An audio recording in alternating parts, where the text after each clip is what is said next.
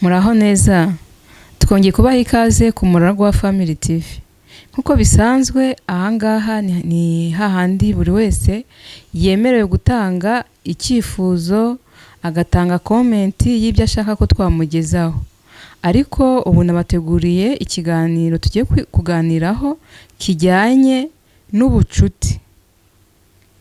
Ese ubucuti ubufata ute? Ese ubucuti ngiye mbufata ute?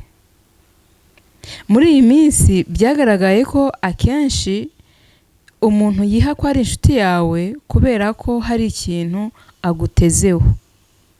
Ese wari uzi ko abantu bagushiraho bitewe nuko ibyo bagushakagaho byashize cyangwa batabibonye? Biba byagenze gute rero? Ni hahandi umuntu ashobora kukwihishamo nkwereka kuri inshuti yanjye kubera ko hari ikintu ngushakaho. Swati ngushakaho ubufasha runaka, ko hari ikintu wamfasha ukankorera, cyangwa se ngukeneyeho ko wamfasha iki n'iki, ariko cya kintu iyo kimaze kurangira kuko ari cyo nari nshaka kurusha wowe, njye mpita nigendera. Ibyo rero ugasanga byaje mu ishusho y'ubushuti, ariko mu by'ukuri icyari cyihishe inyuma yabyo ni ya nyungu nge ngufiteho, ni ya nyungu wowe umfiteho. Ese byakagombye kuranga abantu bitwa ko ari inshuti? Ese ubundi inshuti nyanshuti wayibwirwa n'iki? Ko abantu benshi tubihishamo, abantu benshi batwihishamo. Ntabwo byari bikwiye ko naza nitwaje ko ndi inshuti yawe kugira ngo ubashe kumpa ikintu runaka, cyangwa se wowe vice versa. Twakagombye kubaka ubucuti ku buryo ahubwo cya kintu nagukeneraho wowe ushobora kukimana narinze nanakigusaba, cyangwa se utarinze wakinsaba. Ariko ubu ngubu buri wese aza kwereka ko hari naho usanga umuntu ashaka kukwereka ko akurusha ubwenge. Ibi nibi, kandi wowe wamaze kumutahura ko hari ikintu cyihishe inyuma y'ibyo ngibyo. Nge rero ku ruhande rwanjye, umuntu uje muri ubwo buryo akenshi ndamumenya.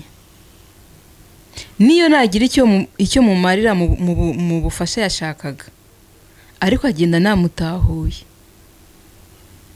Ariko ikibi kirimo nuko icyambere nta cyizere uba umufitiye. Ubikora nkuko n'undi wese wabimukorera, kuko ubundi dutegetswe ko, cyangwa se indangagaciro zakagombye kuturanga nuko umuntu wese utuganye adushakaho ubufasha, niba ubufite wakagombye kubumuha, utitwaje ko muziranye, utitwaje ko nawe hari contrepartie utegereje. Icyo gihe rero ngewe yuje muri iyo shusho, niba nabyita amahirwe, niba nabyita iki, ngiye mpita nkuvumbura. Hari ukuntu usanga iyo umuntu afite icyo ashaka kugusaba cyangwa kugukuraho, ubona aje mu yindi shusho, gatangira gaca hirya no hino, kavuga ati ngewe mpita mvuga nti uyu muntu ashaka iki n'iki. Iyo mbona ari ngombwa ndabikora, nabona atari ngombwa simbikore. Ariko icyiza cyabyo rero nuko wa muntu uza aje yishyize mu yindi shusho, ibyo byose uba wamaze kugira ute kumenya ikimugenza, ukamenya nawe uburyo ubyitwaramo. Ariko iyo utagize amahirwe yo kubimenya, niho hahandi usanga agukoresha n'ibintu wowe ubwawe ukazabyibuka ari uko byanarangiye, ukafata ariko se ubundi urya munsi byari byagenze gute? Ntabwo rero twari dukwiye kubanishwa nuko hari ikintu unyitezeho, hari ikintu nkwitezeho. Oya, nubwo abantu baberaho gufashanya, ariko reka kwereka umuntu ko hari icyo umurusha kugira ngo cya kintu akiguye. waje ukavuga icyo umushakaho aho kugira ngo ubicishe hirya no hino utangire ubisasire ugire gute. Oya, we ngwino umubwire ati njye nkeneye iki n'iki, se uragifite ngo ukime. Ariko wimucisha hirya no hino ngo umwereke ko wenda wakagombye gukora gutya, akakujyana hirya kujyana hino, finalma bikarangira ubona ari ikintu yashakaga kugusaba.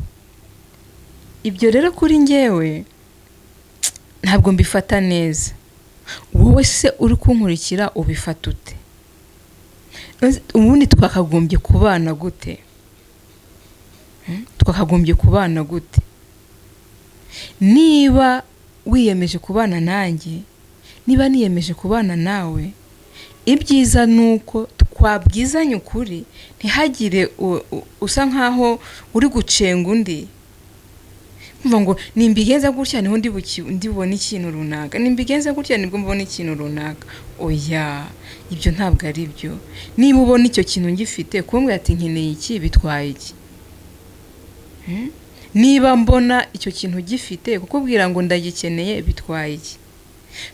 Tureke rero kujya ducisha hirya no hino, ahubwo tube direct. Umubwire icyo ushaka, nkubwire icyo nshaka.